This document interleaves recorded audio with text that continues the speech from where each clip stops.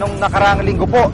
Samantala, inaasang makakatulong sa investigasyon ang NBI para matukoy kung ano nga ba nangyari sa Timonan, Quezon ang mga ebidensyang ito. Narito po report ni Mav Gonzalez.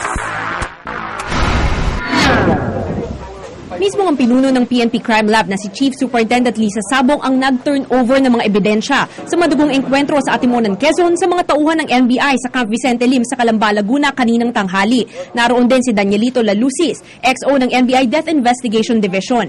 Kabilang sa mga na-turnover ang 26 na pirasong baril na mula sa panig ng mga operatiba ng PNP. Na-recover ang 6 na M16 rifle, 3 carbine, 15 9mm pistol at 2 kalibre 45. 14 na baril naman ang nakuha mula sa mga casualty o grupo ng itinuturong leader na si Vic Siman, isang M16, isang M14 rifle, isang 9mm pistol at 11 kalibre 45. Nasa 200 piraso naman ang mga na-recover na basyo ng bala at slugs sa crime scene. 13 rito ang slugs o fired bullets, habang nasa 187 naman ang empty shells o basyo. Hindi pa kasama sa mga ipinasang ebidensya ng PNP ang ballistic report.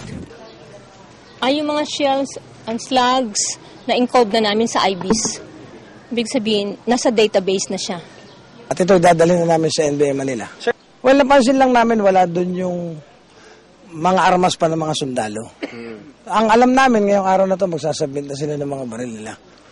Ibinigay rin sa NBI ang mga damit na suot ng 11 sa mga napatay sa barilan. Hindi kasama rito ang mga sinuot ni Siman at environmentalist na si Tirso Luntok Jr. Agad daw kasing kinuha ng pamilya ang labi ng kanilang mga kaanak. Kasama rin daw sa mga ipapasa ng pambansang pulisya ang mga dokumento kaugnay sa kaso, tulad ng mga resulta ng autopsy at SOCO report na naglalaman ng sketch at larawan ng mismong crime scene.